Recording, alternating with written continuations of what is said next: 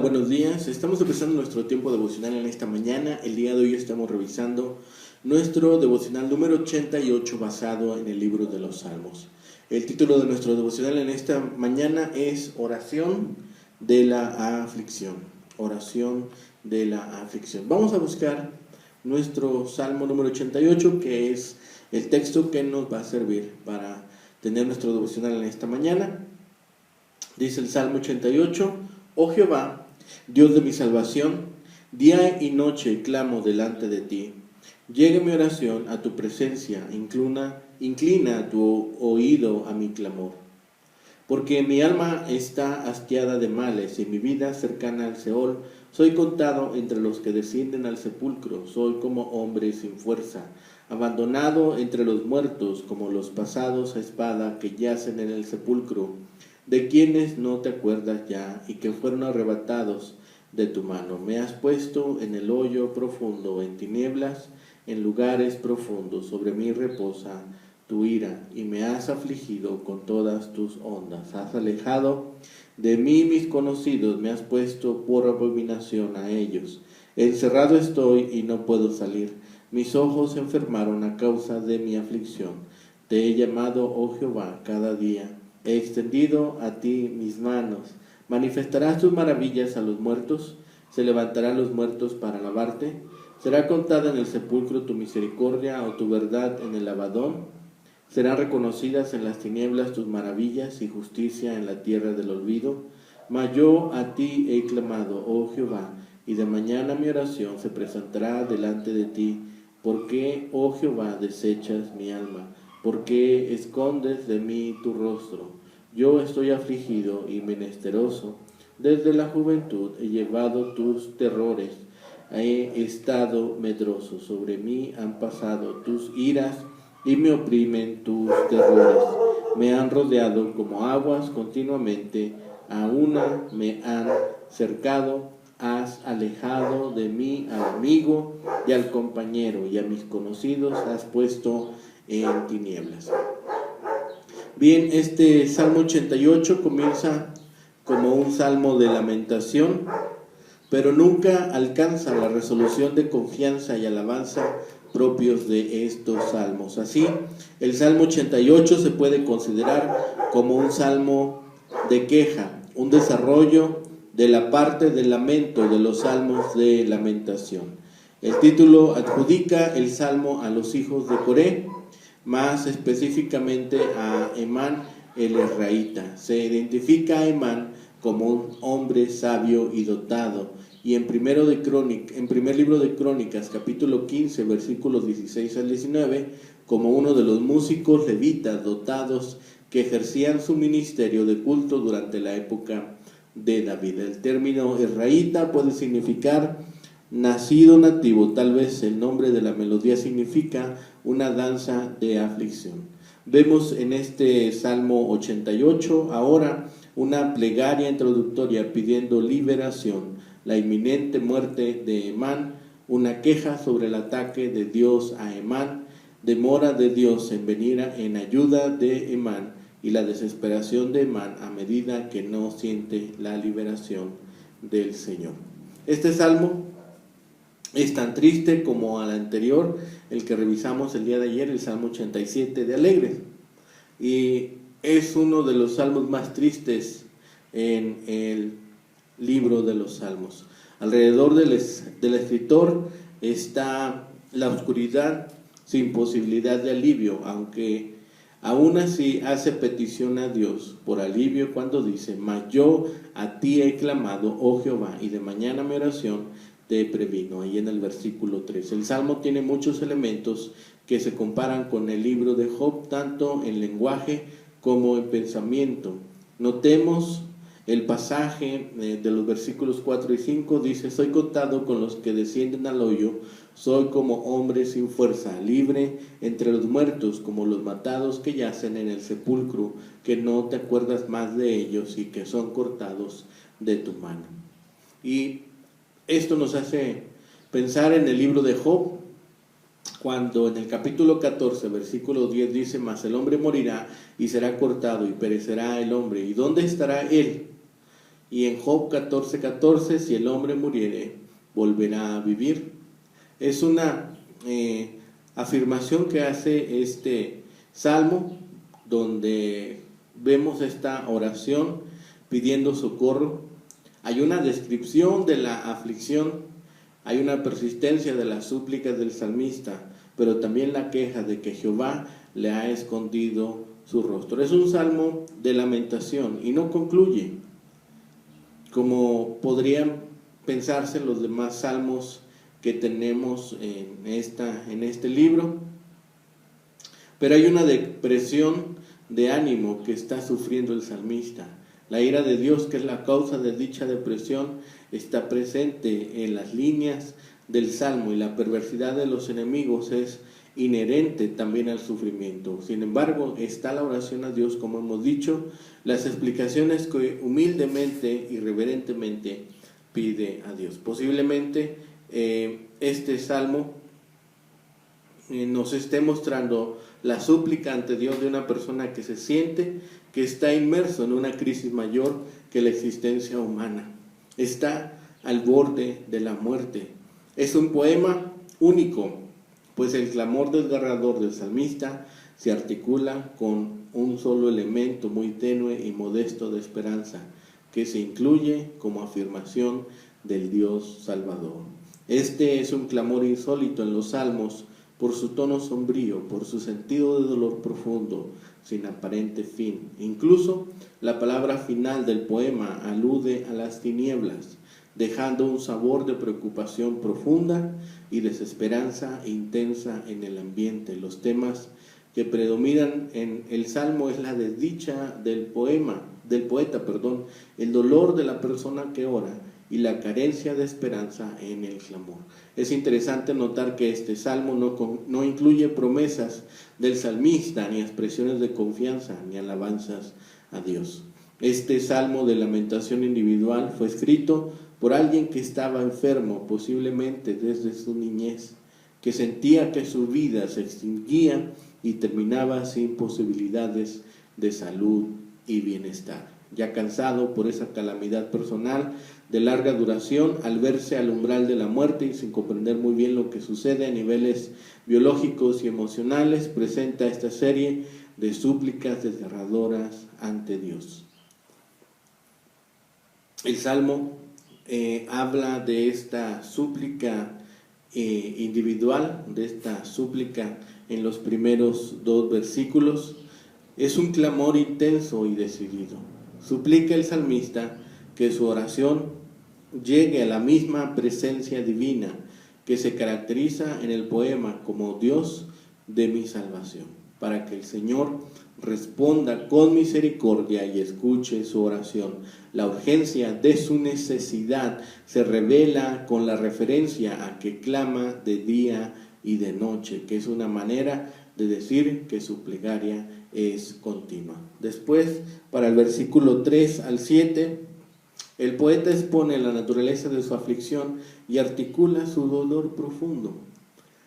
Una lectura cuidadosa, una lectura que sea un poco más meticulosa del texto, puede dar la impresión que ha habido una especie de lucha, de confrontación para con Dios, y que el salmista ha salido herido y derrotado del conflicto. Las palabras del poeta son desgarradoras. Su alma está hastiada y su vida está al borde del Seol. Está casi muerto y sin fuerza. Se siente abandonado y herido, y percibe su vida como si estuviera en un hoyo profundo y en tinieblas. En efecto, las imágenes son descriptivas de la depresión en la cual estaba inmerso, revelan la profundidad de la crisis, expresan la agonía de su ser más íntimo. Esas experiencias, la relación del salmista con la ira divina que vemos en el versículo 7, que describe cómo las ondas del Señor, en efecto, de acuerdo con esa antigua percepción, el causante de sus dolores era Dios mismo. El Seol es una referencia a la morada de los muertos que se relaciona con el sepulcro. Con frecuencia en el Antiguo Testamento se relaciona el tema de la enfermedad con el juicio divino. Generalmente se asociaban las enfermedades con los pecados que provocaban la ira del Señor. Esto en el Salmo 38 lo pudimos observar. En este particular caso, el salmista, sin embargo, no habla de culpabilidad de la persona que adora ni hace referencia a pecado alguno. Estamos en un caso similar al explicado en el libro de Job, donde se relaciona el pecado y las enfermedades con el juicio divino. No es aplicable ni efectiva tampoco en este caso. Parece que el salmista se siente inocente, pues no entiende el origen de sus calamidades ni alude a su culpabilidad o pecado. Después del versículo 8 al 13, la mitad del Salmo, el tema de la aflicción y la soledad se acentúan, pues inclusive se ha dejado atrás a las personas que oran. En esta sección se habla claramente de la enfermedad de sus ojos, que aunque puede ser una expresión poética para describir su situación de angustia y desolación, puede también identificar y explicar las causas de su dolor y el desprecio de sus amigos. En ese mismo contexto de soledad, el salmista indica que no ha cesado de orar, con expresiones como te he llamado y he extendido a ti mis manos. El salmista entonces hace una serie bastante importante de preguntas retóricas. Con este ejercicio literario, el poeta expresa la gravedad de su condición ante Dios, pues repite con insistencia los temas relacionados con la muerte, el sepulcro, el abandono, que también alude al sepulcro y a la muerte, las tinieblas y el olvido. La gran preocupación implícita del salmista es en torno a la actividad divina en el mundo oscuro y tenebroso de la muerte. Se manifiesta la misericordia y el perdón de Dios en su realidad adversa, frágil y menesterosa. Luego de sus preguntas retóricas se manifiesta un nuevo elemento de esperanza, aunque tímido y sobrio. El salmista, aunque se siente solo, enfermo, deprimido y sin fuerzas, continúa e insiste en su oración a Dios. Eso lo vemos en el versículo 13, cuando declara: mas yo a ti he clamado, oh Jehová, y de mañana mi oración se presentará delante de ti. En la última parte del versículo 14 al 18, el sentimiento de dolor profundo no deja al salmista, su angustia va en aumento, el drama de su calamidad no disminuye y además Dios no se comunica, el Señor no le responde. El salmista siente que Dios lo ha atacado con toda su ira y que le ha herido de muerte. Entiende además que el Señor lo ha desechado y que ha escondido su rostro, símbolo de su favor y misericordia. Tiene la impresión que Dios mismo lo seleccionó desde su juventud para vivir las calamidades que experimenta. Inclusive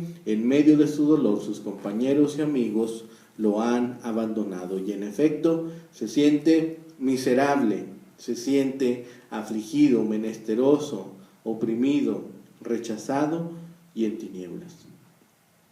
El ambiente espiritual del salmista es de depresión profunda, que es la manera en que finaliza el salmo.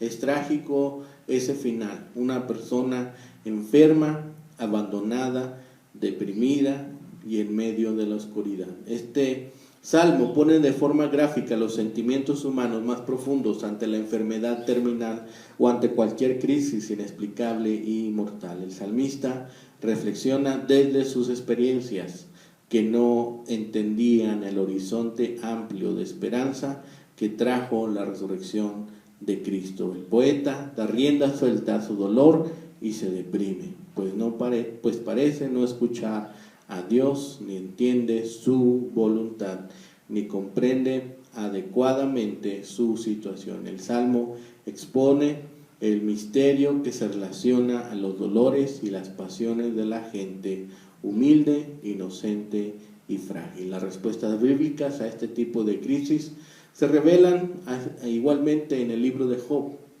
y en el ministerio de Jesús. Aunque era una persona justa, Job experimentó en su vida una serie intensa de dolores que sobrepasan sus niveles de comprensión. Sin embargo, Job sostuvo su integridad y su fe. Y aunque no entendía muy bien el origen de sus calamidades, esperó en Dios, que le recompensó y restauró en el momento oportuno. En efecto, el caso de Job revela que ciertamente Dios escucha el clamor humano y responde en el instante adecuado.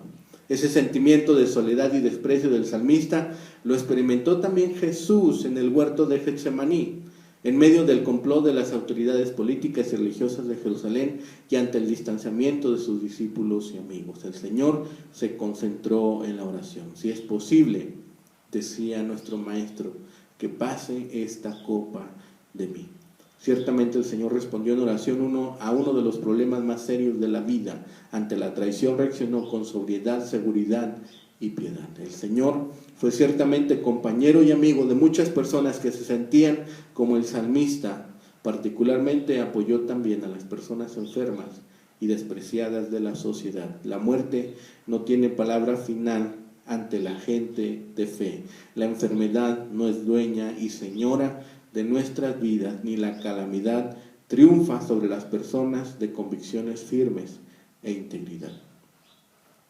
Podemos observar en este salmo que la vida del salmista la describe como una noche oscura. Hay lamentación, hay dolor, hay abandono, hay un sentimiento de fracaso inherente en la vida del salmista. Se encuentra sin amigos, se encuentra abandonado. Es el salmo, como han concluido muchos, más triste. En este salmo hemos llegado a lo más hondo de la tristeza y el sufrimiento humano. Parece que el salmista ahonda en el vocabulario de la desesperación y la angustia, buscando palabras para describir su situación trágica. Le parece que su caso es definitivamente terminal. Es como si estuviera en cuidados intensivos en un hospital para enfermedades terminales. Lo único que le queda es ir al tanatorio. Y le parece solo cuestión de tiempo hasta que le tapen con la sábana por última vez y su cuerpo sea colocado en un ataúd. Evidentemente son líneas muy tristes. Y así termina el más triste de los salmos. Si nos preguntáramos por qué está en la Biblia, podríamos escuchar como respuesta que esta porción está en la Escritura, pues en ella se retrata a alguien que está en una condición tristísima. En este salmo observamos lo que es una experiencia dolorosa. Observamos a aquellos que desesperadamente se sienten afligidos, pero aún así confían en que Dios no les abandonará. ¿Alguna vez nos hemos sentido que hemos tocado fondo? El salmista, el escritor de este salmo, está tan abatido que hasta perdió la esperanza en la vida misma. A pesar de que todo iba de mal en peor, fue capaz de contarle todo a Dios. Este es uno de los pocos salmos que no da esperanza ni respuesta. No pensemos que siempre es posible estar alegre y positivo. La angustia y la depresión requieren de tiempo para sanar. No importa cuán deprimidos nos sintamos, siempre podemos llevar nuestros problemas a Dios y expresarle nuestra angustia. En definitiva, cuando el salmista escribió esto, estaba cerca de la muerte, quizá debilitado por la enfermedad o abandonado por sus amigos, pero todavía podía orar. Tal vez usted o yo hoy no estemos tan afligidos o definitivamente no estemos en esas condiciones, pero conocemos a alguien que sí lo está. Consideremos la posibilidad de ser un compañero de oración para esa persona. Este salmo puede ser una oración que nosotros elevemos en oración. Puede ser una oración que nosotros elevemos a Dios en beneficio del necesitado. Hagamos hoy esta oración por aquellos que conocemos, que sabemos que están abatidos, que están tristes, que se sienten abandonados. Y pongámoslos delante de la presencia de Dios para que el Señor toque sus vidas, para que toque su corazón y traiga paz y tranquilidad y esperanza a sus días. Hagamos esta oración por aquellos seres queridos, por aquellos familiares, por aquellos amigos que hoy lo necesitan. Que el Señor les bendiga, que tengan un excelente día.